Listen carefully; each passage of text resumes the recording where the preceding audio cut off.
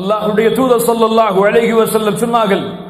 இமாம் புகாரி பதிவு செய்கிறார், அபூ ஹுரைரா அவர்கள் கூறுவதாக, லம் யக்திப் இப்ராஹீம் அலைஹிஸ்ஸலாம் இல்லா ஸலாஸ கதிபாத், மூன்று பொய்களைத்தான் வாழ்வில் இப்ராஹிம் சொல்லி இருக்கிறார். முதல் பொய், இன்னி சகீம். அந்த திருவிழாவிற்கு செல்லும் பொழுது மக்கள் இப்ராஹிமை அழைத்த பொழுது இப்ராஹிம் சொன்னார், இன்னி சகீம், நான் நோயாளி. ஏன்? சிலைகளை உடைக்க வேண்டும். இரண்டாவது பொய், அந்த சிலைகளை யார் உடைத்தார்கள் என்று கேட்ட பொழுது, பல் ஃபஅலஹு கபீருஹும் ஹாதா, இதோ இந்த பெரிய சிலைதான் என்று. இது பொய்யா? மூன்றாவது பொய், அல்லாஹ்வுடைய தூதர் விளக்குகிறார்கள். கொடுங்கோல் அரசன் ஒருவன் இருந்தான். அந்த ஊரை கடக்கும் பொழுது இப்ராஹிம் இடத்திலே கேட்டார்கள், யார் இந்த பெண் என்று. இப்ராஹிம் அலைஹிஸ்ஸலாம் தன்னை பாதுகாப்பதற்காக சொன்னார்கள், இவளின் சகோதரி. இப்ராஹிம் அலைஹிஸ்ஸலாம் அவர்கள் இதை கூறியவுடன் அந்த பெண்ணை அழைத்து செல்கிறான், சாராவை. அந்த அரசன் இப்ராஹிம் அலைஹிஸ்ஸலாமை கைவிட்டு விட்டு சாரா அலைஹிஸ்ஸலாம் அந்த அரசனை சந்திக்கிறார்கள். அல்லாஹ்விடத்திலே பிரார்த்தனை செய்கிறார்கள், யா அல்லாஹ், இந்த கொடுங்கோல் அரசனிடமிருந்து என்னை பாதுகாத்து விடு. அரசன் நெருங்குகிறான் சாராவை அலைஹிஸ்ஸலாம் அவர்களை தொடுவதற்காக. அவனுடைய கை செயலிழக்கிறது. சுப்ஹானல்லாஹ், கை செயலிழக்கிறது. ஒரு முஃமினான பெண் ஈமானில் உறுதியாக இருந்து அல்லாஹ்வின் மீது நம்பிக்கை வைத்தால் அந்த பெண்ணிற்கு அல்லாஹ்வின் நம்பிக்கையை தவிர வேற எந்த பலமும் தேவை கிடையாது. உலகத்தில் ஒரு கொசு கூட அந்த நம்பிக்கைக்கு பிறகு அந்த பெண்ணை நெருங்க முடியாது. சாரா அலைஹிஸ்ஸலாமுடைய வாழ்க்கை அதன் படிப்பினை. சாரா அலைஹிஸ்ஸலாமை பார்த்து அந்த அரசன் சொல்லுகிறான், சாரா, நான் உன்னை விடுகிறேன், தீங்கிழைக்க மாட்டேன், என்னை மன்னித்து விடு, எனக்காக அல்லாஹ்விடத்திலே உன் இறைவனிடத்திலே பிரார்த்தனை செய். சாரா அலைஹிஸ்ஸலாம் பிரார்த்தனை செய்கிறார்கள். அவனுடைய கை மீண்டும் பழைய நிலைமைக்கு திரும்புகிறது. மறுபடியும் தொட முயற்சிக்கிறான். சாரா அலைஹிஸ்ஸலாம் மறுபடியும் அல்லாஹ்வை அழைக்கிறார்கள், யா அல்லாஹ், எனக்கு உதவி செய். மறுபடியும் அவருடைய நிலைமை மிக மோசமாக மாறுகிறது. மறுபடியும் சொல்லுகிறார், சாரா, இதுதான் இறுதி தடவை, இதற்கு மேல் உன்னை தீங்கிழைக்க மாட்டேன், விட்டு விடுவேன். மறுபடியும் பிரார்த்தனை செய்கிறார். சாரா அலைஹிஸ்ஸலாம் அவன் பழைய நிலைமைக்கு திரும்புகிறான். காவலாளை அழைத்தான், இந்த பெண்ணை அழைத்து சென்று விடு. இந்த பெண் மனித இனத்தை சார்ந்தவள் அல்ல, இவள் ஷைத்தான், மஅதல்லாஹ், இயாது பில்லாஹ், தீங்கிழைக்கக்கூடிய பெண் இவள். இவளிடத்தில் ஏதோ சக்தி இருக்கிறது, கொண்டு சென்று விடு. இவளுக்கு பணிவிடையாளராக ஹாஜர் என்ற பெண்ணையும் அழைத்து செல்ல சொல். ஹாஜர் யார்? இப்ராஹிம் அலைஹிஸ்ஸலாமுடைய இன்னொரு மனைவி. ஹாஜரை இவர்களுக்கு பணியாளராக சேர்த்து அனுப்பிவிடு என்று அரசன் கட்டளையிடுகிறான். அந்த நாட்டில் இருந்து ஹாஜர் அவர்கள் அழைத்து செல்லப்படுகிறார்கள். இப்ராஹிம் அலைஹிஸ்ஸலாம் தொழுது அல்லாஹ்விடத்திலே பிரார்த்தனை செய்து கொண்டிருக்கிறார்கள்.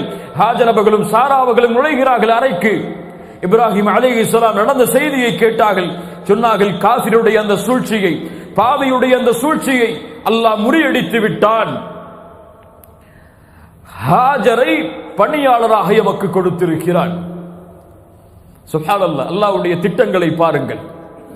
ஒரு நபி உருவாகுவதற்கு அல்லாஹ் வைக்கக்கூடிய திட்டங்கள், அல்லாஹ்வுடைய திட்டங்களை யாரும் மிகைத்து விட முடியாது.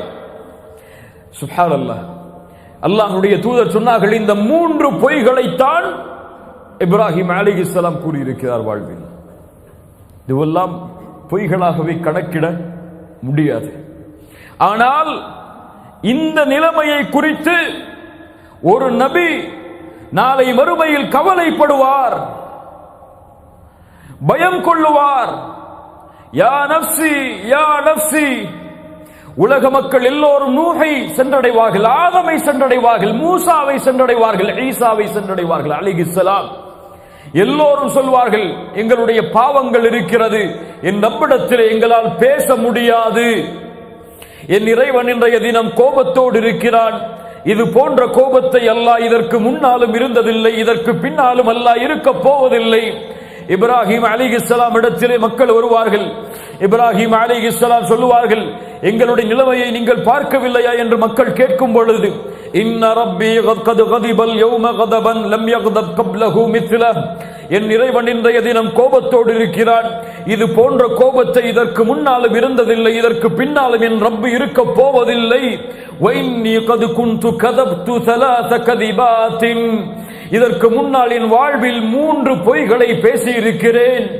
யா நஃப்ஸி யா நஃப்ஸி, என் நிலைமை இத்ஹபு இலா கைரி, இறைவனின் நண்பனாக நான் இருந்தாலும், இறைவன் என்னை நேசித்தாலும், தூதர்களின் தந்தையாக என்னை ஆக்கினாலும், என் இறைவனை இந்த 3 பொய்களோடு என்னால் சந்திக்க முடியாது.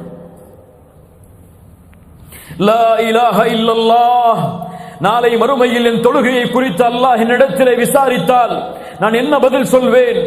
லா இலாஹ இல்லல்லாஹ், நாளை மறுமையில் வியாபாரத்திலே வட்டியை கலந்ததை குறித்து என் இறைவனிடத்திலே கேள்வி கேட்டால் என்ன பதில் சொல்வேன்? லா இலாஹ இல்லல்லாஹ், என் குணத்தை சீரமைக்காமல் கோபத்தோடு பொறாமையோடு புறத்தோடு இந்த பூமியில் வாழ்ந்ததை குறித்து இறைவன் நாளை மறுமையிலே கேள்வி கேட்டால் என்ன பதில் சொல்வேன்?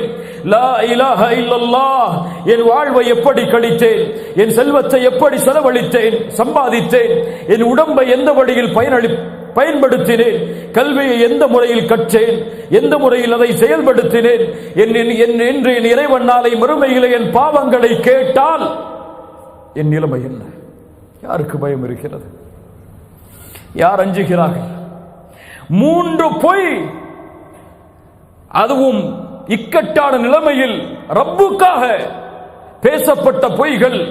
அதில் 2 இருந்தாலும் அந்த 3 பொய்களை குறித்து ஒரு கலீல் பயப்படுகிறார்.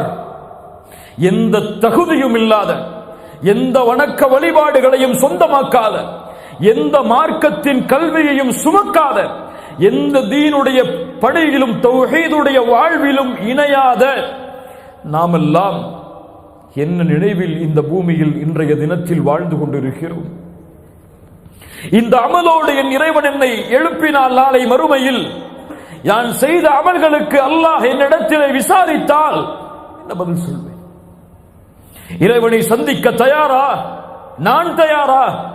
இந்த நிலைமையில் இன்றைய தினம் என் மரணம் என்னை சந்தித்தால் நான் செய்த அமல்கள் அதை நாளை மறுமையில் இறைவனிடத்திலே கணக்கிட்டால், இதை தெரியுமா ஏன் செய்தாய், இதை தெரியுமா ஏன் செய்தாய், இதை தெரியுமா ஏன் செய்தாய், ஏன் இறைவன் தடுத்த பிறகும் இதை செய்தாய் என்று இறைவன் கேட்டால் என்ன பதில் சொல்? அல்லாஹ் பாதுகாப்பாடா. இந்த நபி இப்ராஹிம் அழைத்தார் அல்லாஹ்வை, வலா துக்ஸினி யௌம யுபஅதூன். ரப்பே ரப்பே, மனிதர்களை ஒன்று கூட்டக்கூடிய நாளில் இந்த கலீலை, இந்த இப்ராஹீமை கேவலப்படுத்தி விடாதே யா அல்லாஹ். யாரை அல்லாஹ் கேவலப்படுத்துவான்? ஒரு நண்பரை அல்லாஹ் கேவலப்படுத்துவாடா? ஒரு நபியை அல்லாஹ் கேவலப்படுத்துவாடா? உலகத்தில் அனுப்பப்பட்ட தூதர்களின் தலைவரை பார்த்து இந்த நபியை பின்பற்றுங்கள் தூதரே என்று சொல்லும் மனிதரை அல்லாஹ் கேவலப்படுத்துவாடா? ஆனால் என் நிலைமை, உங்கள் நிலைமை என்ன? பயம், என்ன அச்சம் நம்முடைய உள்ளத்தில் அந்த மறுமையை குறித்திருக்கிறது. துபாயில் வேலை போயிடுச்சுன்னா என்ன வேலை கிடைக்குங்கிற கவலை இருக்குது. இந்த நாட்டை விட்டு போயிட்டோம்னா எப்படி சம்பாதிக்க போறோம்னு கவலை இருக்கு. அதுக்காக தூக்கம் வராம கூட இருக்கு பல பேருக்கு. ஆனால் இன்று மரணமானால் கபரில் கேட்கப்படுமே, மன் ரப்புக் வமா தீனுக், உன் மார்க்கம் என்ன, உன் ரப்பு யார்? ஃபஜ்ரை தொழாமல் உறங்கிக் கொண்டு காலை கபரை சந்தித்தால் மன் ரப்புக்க என்ற கேள்விக்கு ரப்பி அல்லாஹ் என்று பதில் சொல்ல எத்தனை பேர் தயார்? எத்தனை பேர் தயார்? வமா தீனுக என்று கேட்கப்பட்டால் வட்டியை வாங்கி சம்பாதித்து செலவழித்து இருக்கக்கூடிய மனிதன் மரணமானால் தீனியல் இஸ்லாம், வட்டி கலக்காத, வட்டியை சபிக்கக்கூடிய, வட்டிக்கு எதிராக போர் தொடுக்கக்கூடிய மார்க்கத்தை சுமந்தவன் நான் என்று சொல்வதற்கு தகுதி உள்ளவர்களா நாம்? இப்படி அடுக்கிக் கொண்டே இருங்கள் மார்க்க கடமைகளை. அல்லாஹ் பாதுகாப்பானாக.